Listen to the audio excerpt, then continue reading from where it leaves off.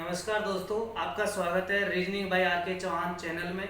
तो आज मैं आपके सामने एक और टॉपिक आकृति गणना, जिसमें टाइप नंबर 1 मैंने आपको समझा दिया है और वो था अपन का वर्ग। तो आज वर्ग की टाइप नंबर 2 अपन समझेंगे कि वर्गों को कितनी स्पीड से हम काउंट कर सकते हैं दी गई आकृति में। तो टाइप नंबर 2 को मेरे ब्रदर बहुत अच्छी तरीके से समझना आप सभी भाइयों को।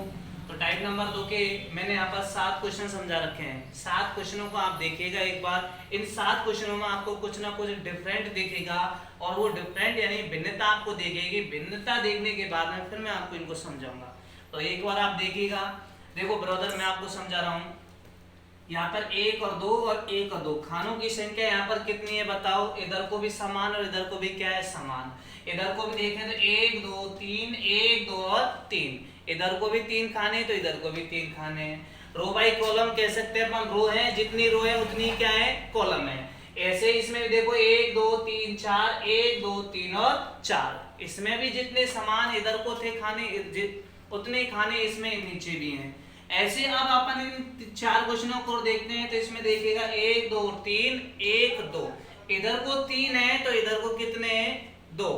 यानी रो बाई कॉलम। रो में ज्यादा है तो कॉलम में कम है, कॉलम में ज्यादा है तो रो में कम है। और ऊपर वालों में अपन ने देखा तो जितने रो में है उतने ही कॉलम में है, यानी कि खानों की संख्या समान है और इसमें खानों की संख्या असमान है। इसमें भी देखिएगा 1 2 3 4 5 और 1 2 और 3। यहाँ पर देखा तो 1 कम ही था, लेकिन अब 2 ज्यादा हो रहा है, या 1 ज्यादा था अब यहाँ पर 2। तो हम कहेंगे कि जब ऐसी आकृति आपको दिखे, एक तो समान वाला नियम और एक असमान, यानी खानों की संख्या असमान और खानों की संख्या समान हो, तो अपन एक ही नियम के माध्यम से समझेंगे। तो समझिएगा मेरे ब्रदर, मैं आपको इस क्वेश्चन को समझा रहा हूँ। देखिएगा, वैसे ही टाइप नंबर 1 का क्वेश्चन बनता है। टाइप नंबर 1 क्या कहता है कि दी गई आकृति में, यानी कि एक वर्ग जिसमें एक धनात्मक का चिन्ह हो तो उसमें कितने वर्ग प्राप्त होते हैं, 5। हम इसका डायरेक्ट आंसर कह सकते हैं कि इसमें कितने हैं, 5। देखो, एक धनात्मक का चिन्ह है, या भुजा से भुजा काटे तो कितने बनते हैं, 5। लेकिन इसको अपन नियम और रूल्स के माध्यम से भी करना चाहे तो देखो, एक बार तो इधर की संख्या लिखेंगे और एक बार इधर से लिखेंगे। लेकिन ये संख्या लिखान कैसे आती है, जब इधर से लिख दिया तो ये क्रॉस गुणा होती है। ऐसे 2 से 2 गुणा होगा, 1 से 1 होगा। जैसे मैं आपको समझा रहा हूँ, मैं एक बार इधर की संख्या लिख देता हूँ 1, और 1 के बाद में कितना लिखते हैं, यहाँ पर 2 लिख दिया। अब मैं इधर की संख्या लिख रहा हूँ तो यहाँ से ये 2 से 2 गुणा होगा तो ये 2 आ जाएगा, और इधर को कितना आ जाएगा, 1। अब देखो, 1 गुणा में 1 करेंगे तो कितना आएगा, 1, और 2 गुणा में 2 करेंगे कितना आएगा, 4। और 4 और 1 कितना होता है मेरे ब्रदर, 5। ये हमारा क्वेश्चन का क्या है, आंसर। ठीक है, अब एक और क्वेश्चन समझिएगा। ये रहा क्वेश्चन हमारा। इसमें देखो 1 2 और 3। अब अपन वापस लिखेंगे। इसमें भी 1 तो लिख रखा है, 2 लिख देंगे और 3। अब देखिए मेरे ब्रदर, इनका कहने मतलब ऐसे गुणा होते हैं, इस प्रकार के, इस प्रकार गुणा कर दो इनको। तो पहले चाहे तो आप इधर की गिनती लिख दो, चाहे इधर की गिनती लिख दो, तुम्हारी इच्छा हो। हमने क्या किया, 1 लिखा यहाँ पर क्या लिखा, 2, यहाँ पर कितना लिखा, 3। ठीक है ब्रदर, अब अपन को इनसे क्रॉस गुणा करना है तो देखो 3 से 3 गुणा होगा, 2 से 2 गुणा होगा, 1 से 1 गुणा होगा। अब अपन को गुणा करने के बाद में क्या करना है, योग करना है ब्रदर। क्या करना है, योग। और योग करके जो भी हमारा आंसर होगा वही हमारा क्वेश्चन का आंसर हो जाएगा। 1 गुणा में करेंगे कितना आएगा, 1। 2 गुणा में 2 करेंगे कितना आएगा, 4। और 3 गुणा में 3 करेंगे कितना आएगा, 9। इन सब का योग कर लो, 9 और 4 कितना होता है, 13। 13 और 1 कितना हो जाएगा, 14।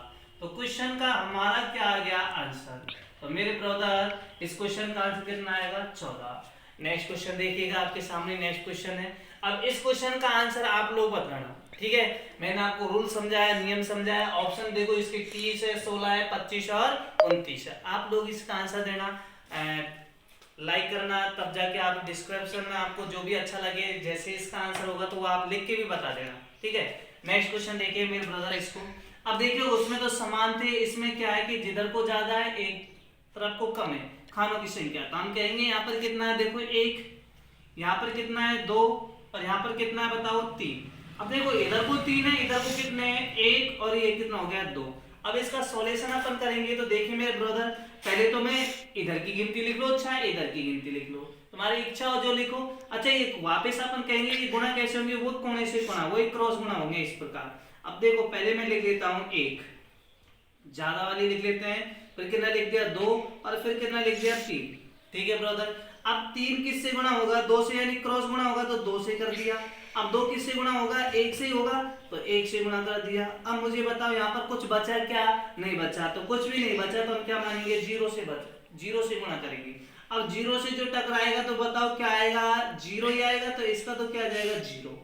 और 2 गुणा में 1 करेंगे तो कितना आएगा? 2।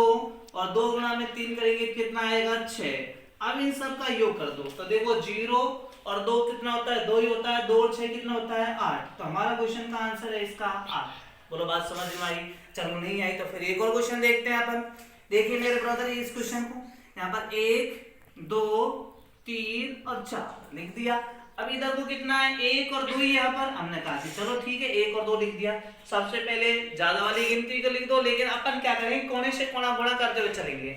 हमने देखो सबसे ज्यादा गिनती कितनी है? 4 तक है यहाँ पर। तो पहले लिखा है 1, फिर लिखा अपन ने 2, फिर लिखा 3 और फिर कितना लिख दिया? 4। इधर वाला अपन ने खानों की संख्या लिख दी। अब बच्चे हमारे ये वाले खानों की संख्या, तो अब क्या करेंगे? क्रॉस ही तो गुणा करेंगे अपन इस प्रकार। अब इस प्रकार गुणा करेंगे तो 4 कितने से गुणा होगा भाई? 2 से। शाबाश। और फिर कितने से गुणा होगा? 1 से। अब हमारे पास 1 और 2 ही है, इधर को 4 थे तो 4 ली थी, 1 और 2। अब हमारे पास कुछ बचा है क्या? कुछ भी नहीं बचा। और कुछ भी नहीं बचा तो हम क्या कहते हैं? 0 है। तो 2 कितने से गुणा होगा? 0 से। 1 कितने से गुणा होगा? 0 से। और 0 से जो संख्या गुणा होती है, जब टकराती है, तो उसका आंसर क्या आता है? 0 आता है। तो 2 गुणा में 0 करेंगे तो 0 आएगा, 3 गुणा में 1 करेंगे तो 3 आएगा, और 4 गुणा में 2 करेंगे कितना आएगा? 8। इनका योग ही हमारा क्या हो जाएगा? आंसर। तो बोलो 8 और 3 कितना होता है? 11। तो क्वेश्चन का आंसर आ चुका है हमारा 11। ये रहा हमारा आंसर। तो मेरे ब्रदर एक क्वेश्चन आपके सामने ये है, इस क्वेश्चन को और समझा रहा हूँ, फिर इस क्वेश्चन का आंसर आप खुद करके देखना और फिर आंसर कमेंट्स करके लिखना भी कि क्या आंसर आएगा इसका। तो देखिए मेरे ब्रदर, तभी मुझे समझ में आएगा कि आपको भी तो कुछ समझ में आया जो मैं आपको समझा रहा हूँ। तो देखिएगा इसको भी, 1 2 3 4 और 5।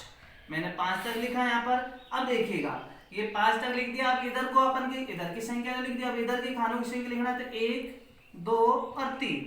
ठीक है, 1 2 3। अब अपन को क्या है कि सबसे बड़ी संख्या है ना, जहां तक गिनती लिख दी है सबसे पहले उसी को लिख दो, कोई दिक्कत वाली नहीं। फिर अपन क्रॉस गुणा करेंगे। देखिएगा मेरे ब्रदर, 1 2 3 4 और 5।